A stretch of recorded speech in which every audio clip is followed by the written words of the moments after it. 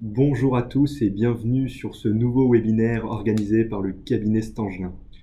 Aujourd'hui, nous allons parler d'amour et plus exactement des incidences juridiques de cet amour. Nous allons parler du régime matrimonial. Le régime matrimonial, c'est l'ensemble des règles qui régissent les rapports patrimoniaux entre les membres d'un couple marié. Qui est propriétaire de quel actif? Qui est redevable de quel passif? Qui a le pouvoir sur tel ou tel bien? Damien XVI a écrit « Quand on perd son amour, c'est bien plus que l'on perd. C'est un jour en été pour des siècles en hiver. » Alors évidemment, je ne suis pas certain que Damien XVI pensait au régime matrimonial quand il a écrit cette chanson, mais ces lignes s'appliquent parfaitement à la situation d'un entrepreneur, tant l'absence d'anticipation des conséquences d'un divorce ou du décès de son conjoint peuvent être dramatiques et devenir un fardeau insurmontable pour l'entrepreneur. De par son exposition au risque, plus que n'importe qui, l'entrepreneur doit s'intéresser à son régime matrimonial. Pour nous éclairer aujourd'hui, nous avons le plaisir d'accueillir Camille Guillaume, notaire chez Lecuyer Lévy et Associés. Alors merci Camille pour votre présence. Et avant de vous laisser la parole, je précise aux participants que nous les invitons alors à nous poser les questions qu'ils auraient tout au long de l'exposé et nous y répondrons à la fin de ce webinaire. Camille, c'est à vous de jouer. Bonjour à tous, c'est une première pour moi. Donc je vais lancer le support.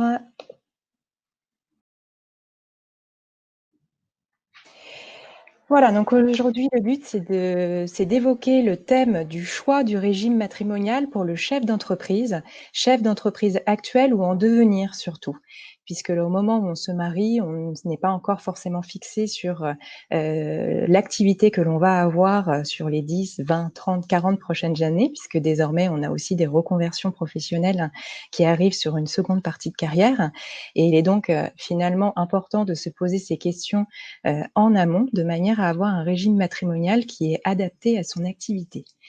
Lorsqu'on est chef d'entreprise, on a deux objectifs qui sont poursuivis dans le choix de son régime matrimonial. Il y a la protection du patrimoine de sa famille et également la protection de son outil de travail. Ça fonctionne dans les deux sens. Petit rappel, en France, on a trois grands types de régimes matrimoniaux. On a les régimes communautaires, le régime séparatiste et le régime de la participation aux acquêts. La participation aux acquêts, c'est un régime mixte, c'est un régime qui fonctionne comme une séparation de biens au cours de la vie matrimoniale, mais qui permet d'avoir une participation à l'enrichissement du conjoint lors de la dissolution du régime, que ce soit par un divorce ou lors d'un décès. Le régime communautaire, les pluriels, il y en a de plusieurs types, mais c'est le régime légal français, c'est le régime de la communauté réduite aux acquêts. C'est un régime dans lequel on a trois enveloppes patrimoniales. Un patrimoine propre à monsieur, un patrimoine propre à madame et un patrimoine commun. Dans les patrimoines propres, on va retrouver les biens qui sont acquis avant le mariage et les biens qui seraient reçus par donation et ou succession au cours du mariage. Ensuite, on a un patrimoine commun qui englobe tous les biens acquis au cours du mariage et puis la totalité des revenus du couple, quels qu'ils soient, que ce soit des revenus de l'activité professionnelle ou des revenus des biens qui constituent le patrimoine propre, le patrimoine antérieur au mariage. Donc le premier objectif poursuivi, c'est l'objectif de la protection du patrimoine de la famille. Alors généralement, les clients me disent de toute façon, moi, si jamais un jour j'ai une activité professionnelle, j'exercerai dans le cadre d'une société à responsabilité limitée. Alors effectivement, c'est un très bon réflexe, c'est le premier réflexe à avoir pour essayer effectivement de limiter sa responsabilité aux avoirs de la société. Fait que si jamais la société doit avoir un sort malheureusement malheureux, ça permettra de limiter les dettes de l'activité professionnelle au patrimoine professionnel.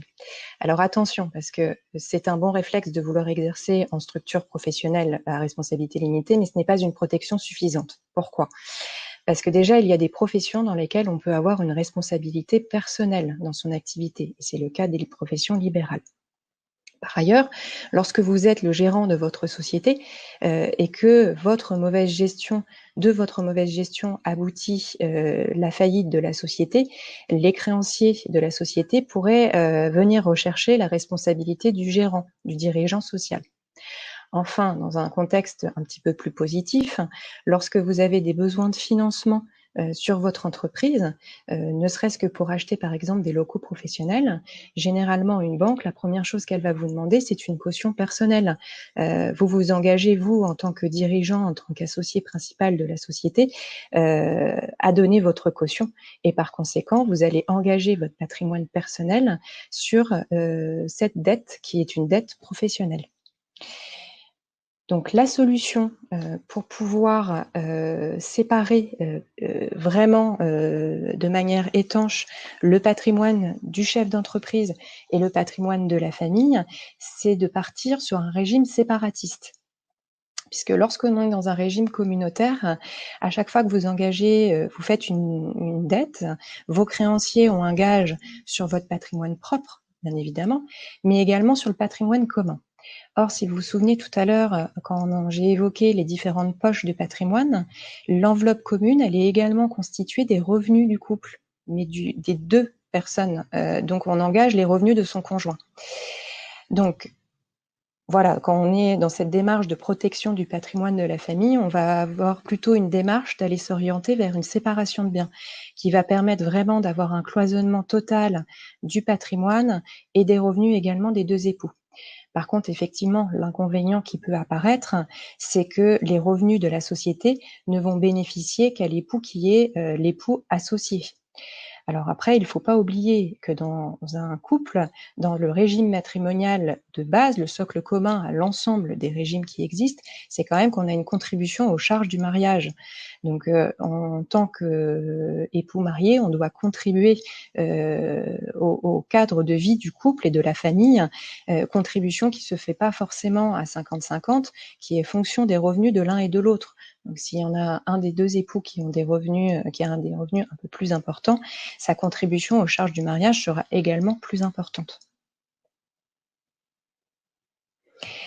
Le second objectif qui va être poursuivi lorsqu'on choisit un régime matrimonial chef d'entreprise, c'est la protection de son outil de travail. Il faut savoir que dans un régime communautaire, on l'a dit, tout ce qui est acquis au cours du mariage est commun. Par conséquent, une société qui serait constituée au cours du mariage a une valeur commune. Le risque, quel est-il? C'est un risque déjà de blocage dans le fonctionnement de la société, dans le cas où on aurait l'époux qui n'est pas l'époux gérant de la société, qui viendrait commencer à s'immiscer dans les décisions sociales, puisque à partir du moment où vous constituez votre société au cours du mariage, la valeur est commune et donc les deux époux ont vocation à être associés potentiellement. L'autre problématique, ça va être au moment, si jamais malheureusement l'hypothèse du divorce venait à apparaître, c'est que la valeur de la société étant commune, l'époux dont la société est l'outil de travail va se trouver dans une situation où il va devoir racheter la part de son ex-conjoint. Et lorsqu'on n'a pas de liquidité disponible dans la société, puisque la valeur est portée par la société en elle-même et non pas par sa trésorerie, on peut se retrouver en difficulté sur le rachat de la part de l'ex-conjoint.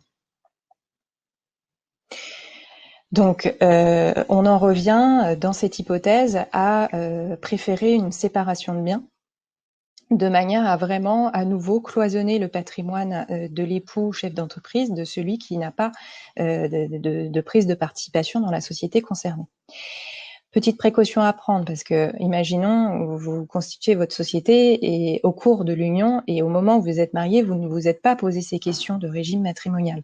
Et par définition, vous n'avez pas fait de contrat de mariage et vous êtes donc marié en communauté. Puisque vous êtes en communauté, la société créée sera forcément commune. Donc la précaution à prendre, c'est de faire intervenir le conjoint dans les statuts constitutifs afin de lui faire renoncer à la qualité d'associé. C'est-à-dire que quand vous avez des parts de société, elles ont une distinction, des parts sociales, on applique une distinction entre le titre et la finance. C'est-à-dire que la valeur a beau être commune, vous pouvez avoir le titre d'associé qui est personnel à l'un des deux époux. Ça ne changera rien sur la problématique de risque de rachat de la part de l'ex-conjoint, mais en tout cas, on écartera le risque d'immixtion du conjoint non associé dans la gestion de la société, puisque comme il n'est pas associé, il n'aura pas pouvoir pour voter aux assemblées générales. Donc c'est une première précaution, enfin en tout cas une précaution utile à prendre, puisque ça permettra à l'époux chef d'entreprise de conserver le pouvoir dans sa société. Quand je vous ai exposé les 3 grands régimes matrimoniaux, je vous ai expliqué qu'il y avait également un régime mixte, la participation aux acquêts.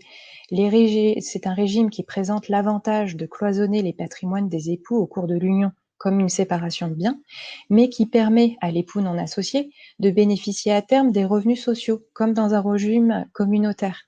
Donc ça permettrait en fait de bénéficier de l'avantage de la séparation de biens en limitant l'argument de l'époux qui est non chef d'entreprise de dire bah oui mais en cloisonnant les patrimoines, moi je ne peux pas bénéficier de l'enrichissement du travail de mon époux, alors que s'il s'enrichit c'est aussi peut-être parce que moi je vais mettre un peu en retrait mon activité professionnelle pour lui permettre de lui se développer, et ce qui semblerait du coup injuste de ne pas pouvoir bénéficier également des fruits du travail de son époux. Donc la participation aux acquêts étant mixte, elle permet cette participation à l'enrichissement. Le problème, c'est toujours celui de la valeur de la société en tant que telle, parce que la participation aux acquêts permettra effectivement de bénéficier du fruit de la société, des revenus qui seront dégagés, des dividendes, mais en tout cas, elle fait également tomber la valeur de la société dans l'acquêt, dans la participation aux acquêts. Et on retrouve notre risque en cas de séparation du financement, du dédommagement de l'époux qui n'est pas chef d'entreprise.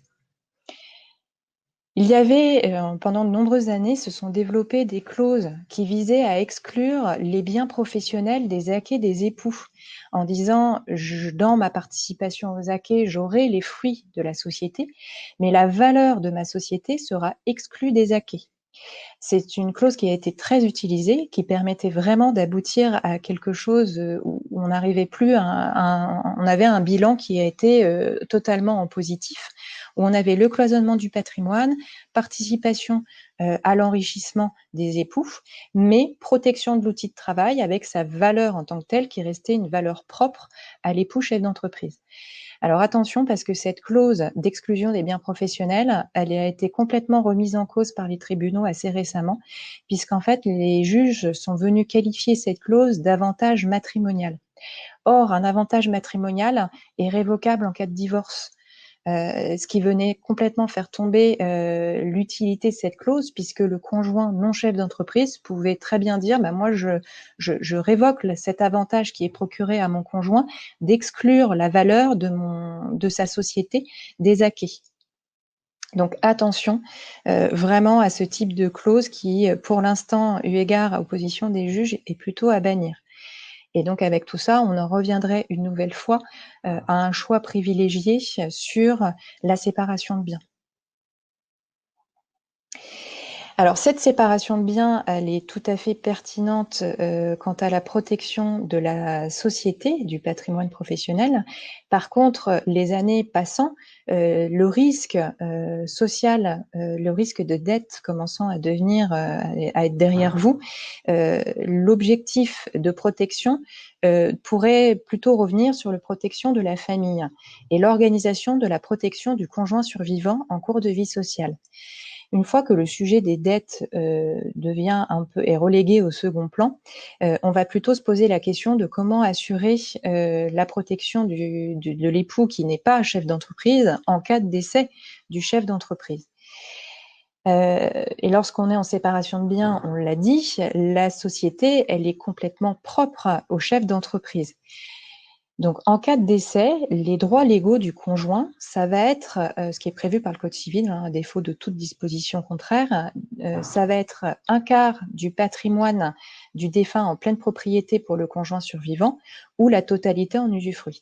En sachant que l'usufruit, c'est la jouissance des biens. Donc, c'est la possibilité d'occuper un bien quand on parle d'un bien immobilier ou alors d'en percevoir les revenus.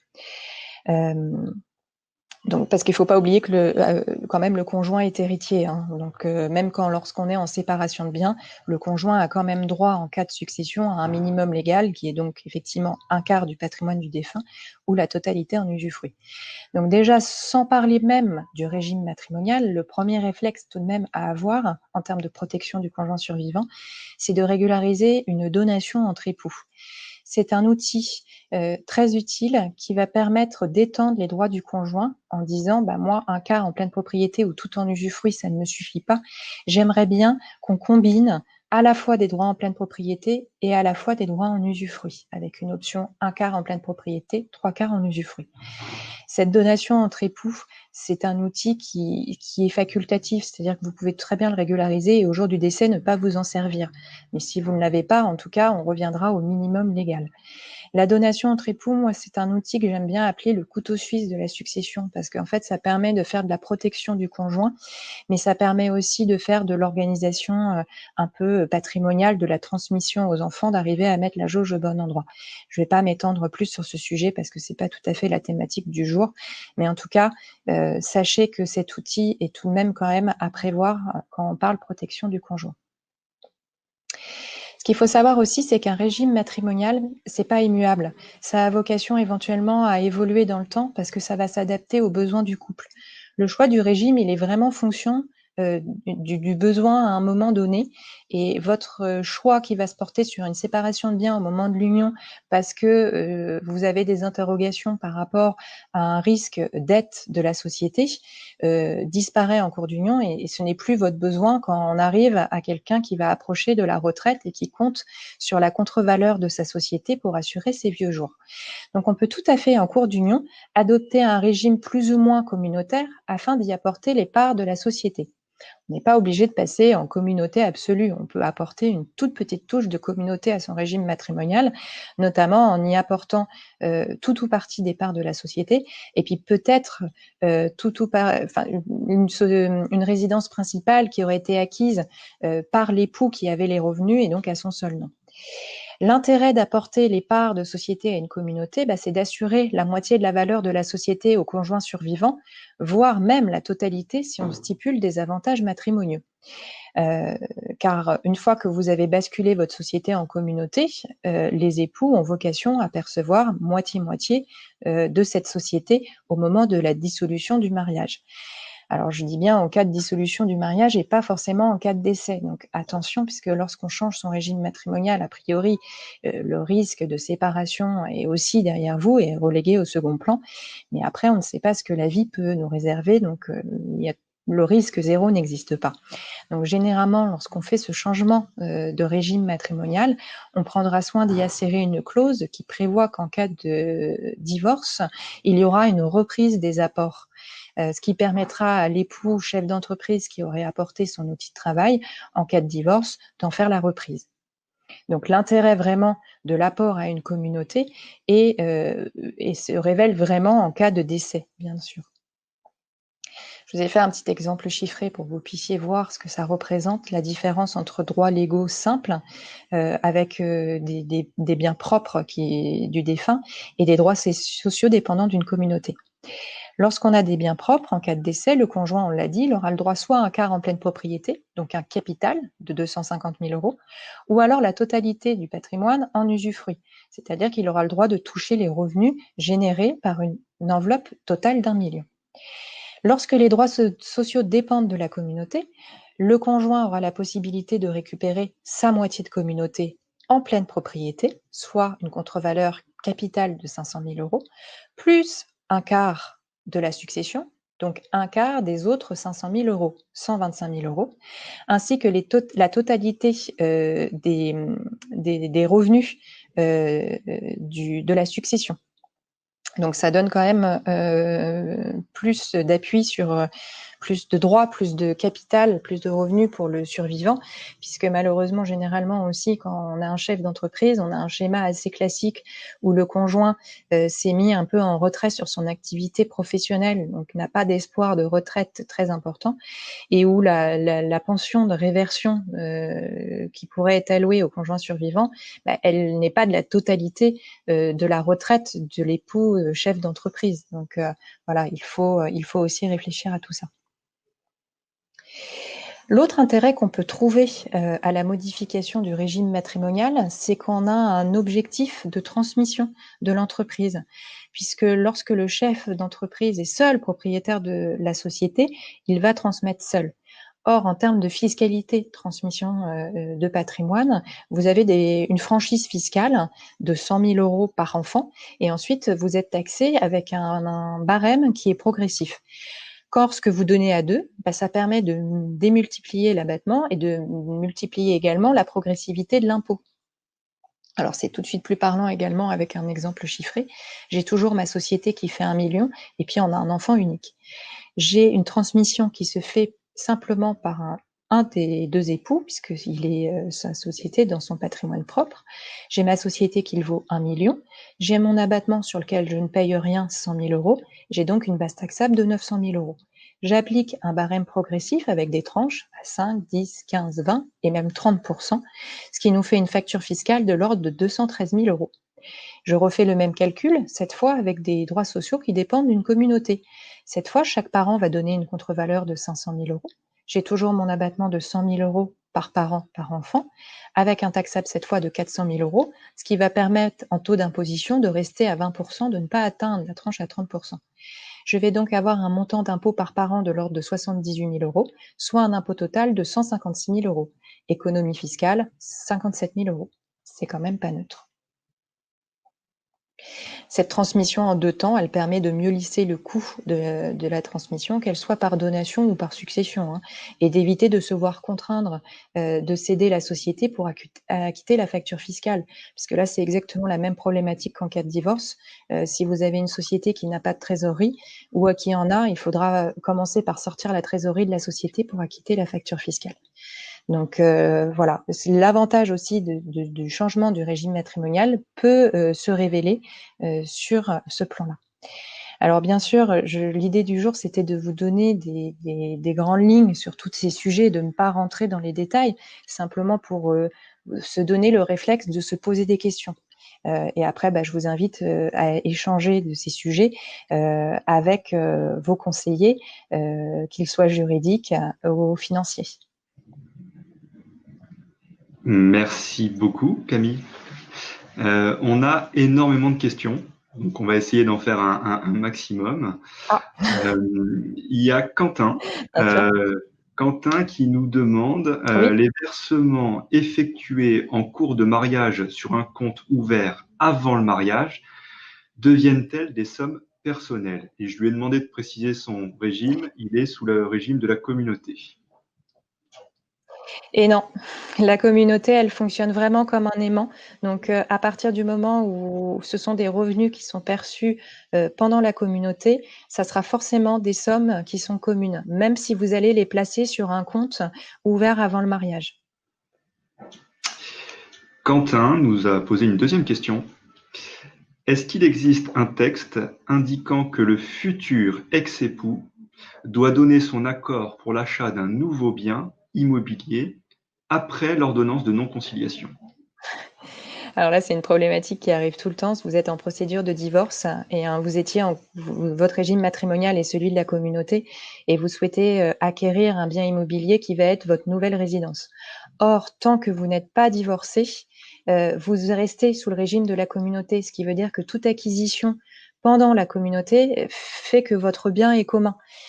Par conséquent, généralement, on invite effectivement, la solution, c'est de faire intervenir le futur ex-époux à l'acte pour reconnaître que l'acquisition se fait au cours de la procédure de divorce, mais que comme le divorce va être prononcé en cours de route et que les effets du divorce seront reportés à une date antérieure à la signature de l'acte de vente, le bien au moment réel de l'acquisition sera bien un propre en fait à celui qui achète.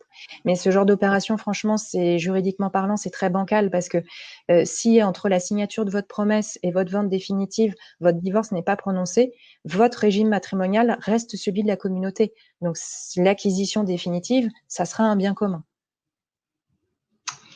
Très clair.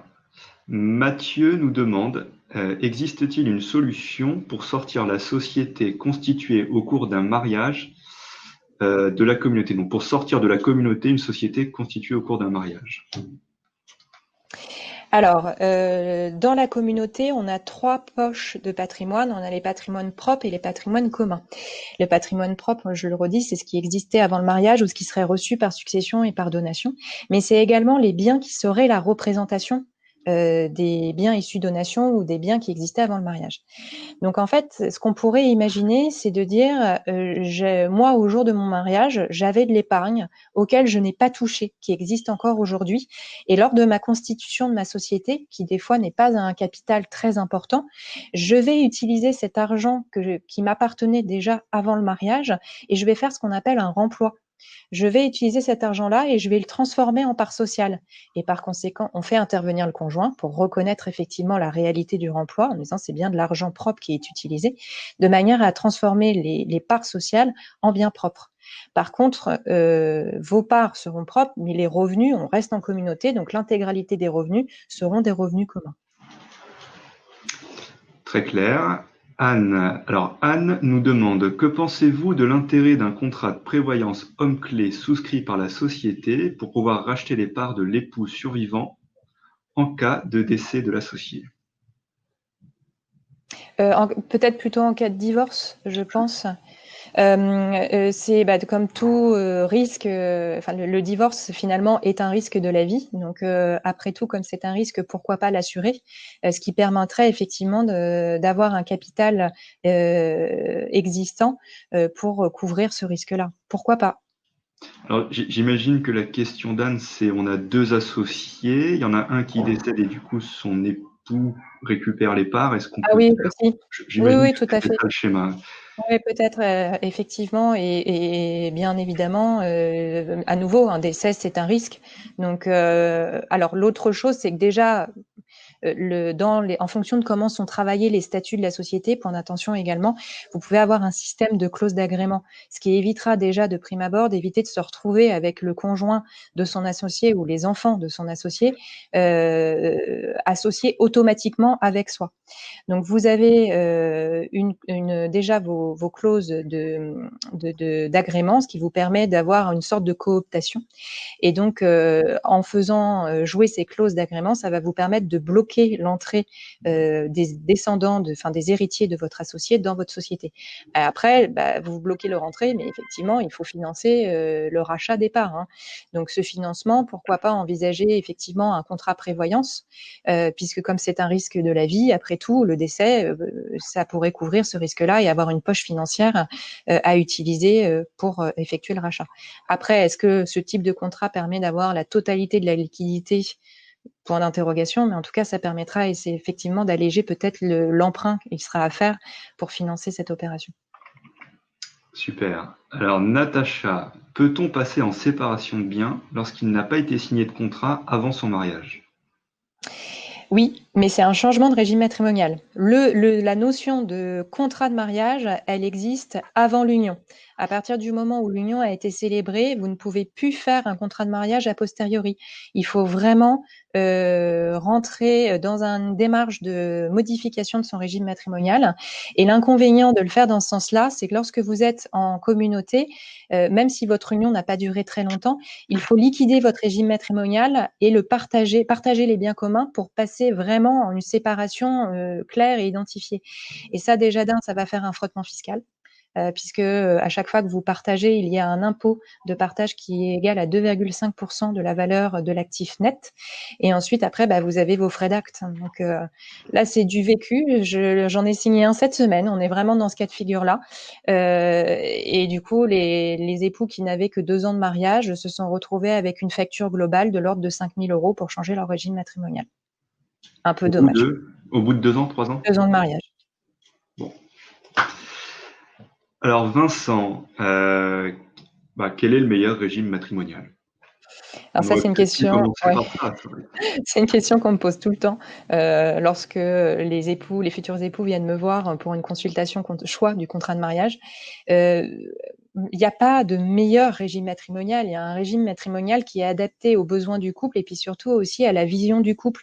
C'est-à-dire que voilà, quand on est chef d'entreprise, c'est vrai qu'on va avoir tendance à s'orienter sur une séparation de biens dans un souci d'avoir la protection des créanciers.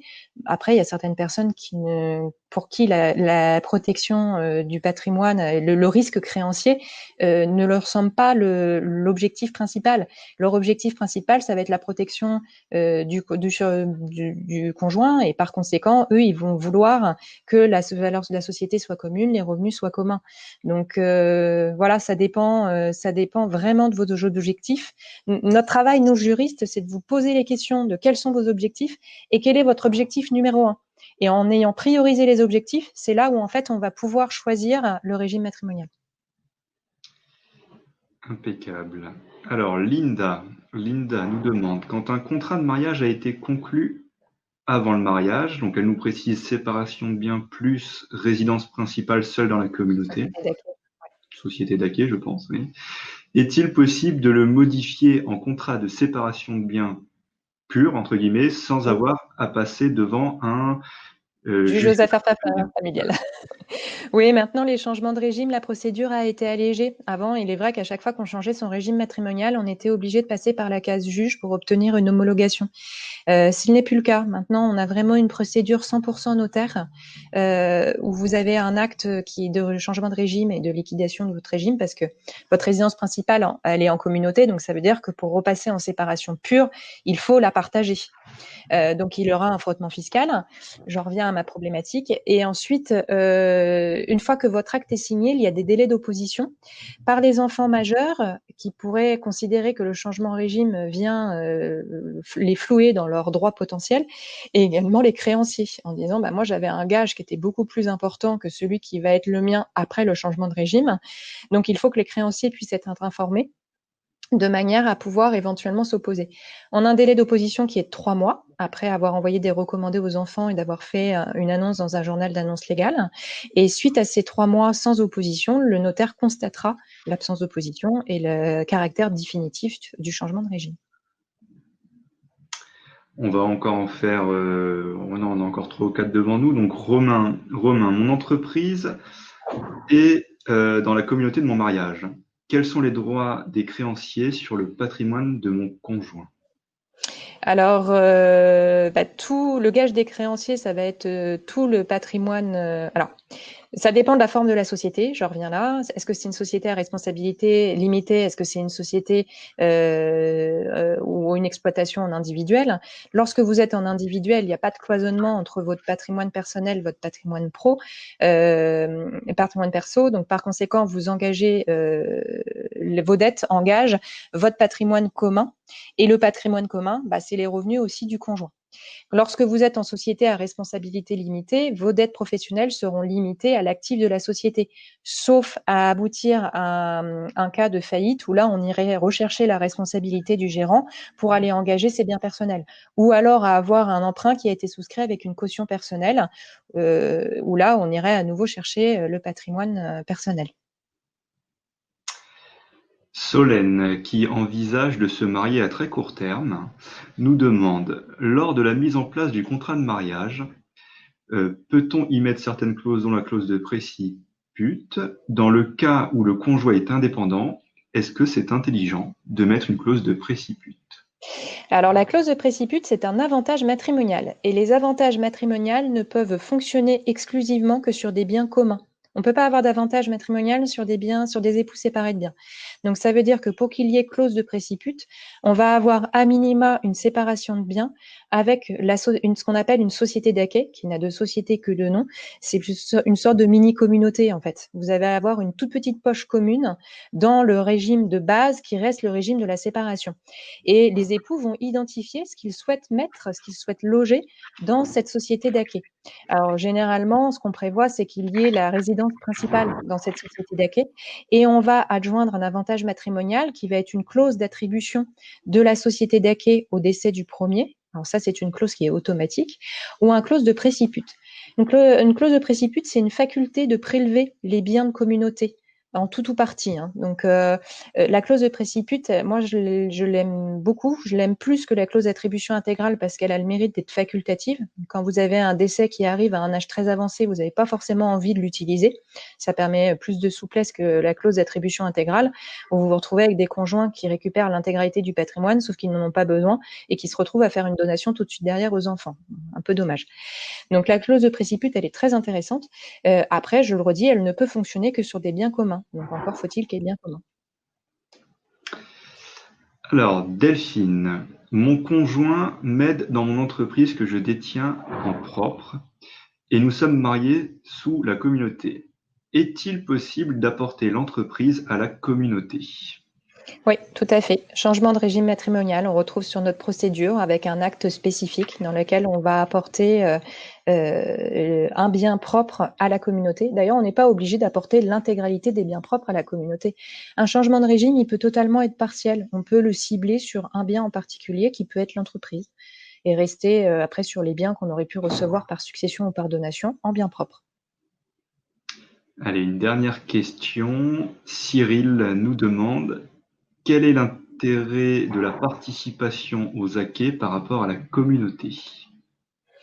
C'est ce côté vraiment mixte entre je fonctionne comme une séparation de biens au cours de mon mariage, ce qui me permet vraiment de cloisonner les patrimoines en termes de risque professionnel, chacun son patrimoine, chacun ses dettes, mais derrière de dénouer le régime matrimonial en permettant au conjoint qui s'est le moins enrichi de bénéficier de l'enrichissement de l'autre.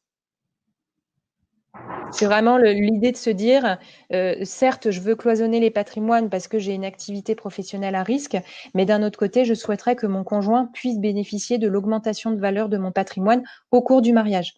On va faire un bilan entre ce qui existait au jour du mariage et ce qui existe au jour de la dissolution du mariage, et l'augmentation de valeur sera divisée en deux entre les époux. Allez, la vraie dernière cette fois. Linda nous demande dans un contrat de mariage de séparation de biens plus certains, voilà, je la refais, dans un contrat de mariage en séparation de biens avec certains biens immobiliers non professionnels dans la communauté. Donc on doit encore être dans une société d'acquet. Oui. Les titres de la société d'un conjoint Qui sont sont propres. propres. Voilà. Qu'en est-il des revenus sociaux?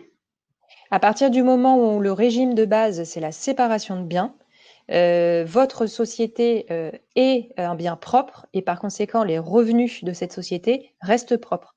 Les seuls revenus communs, ça sera les revenus des biens qui sont logés dans la communauté.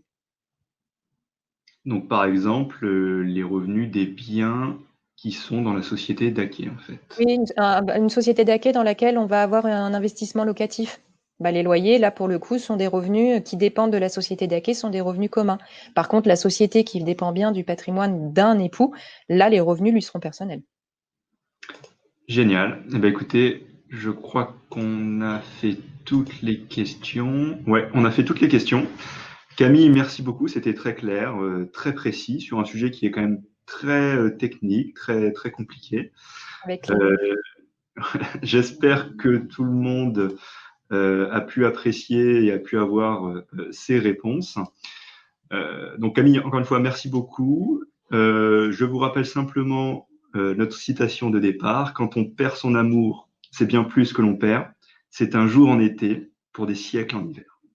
Merci à tous, prenez soin de vous. Bonne soirée. Salut.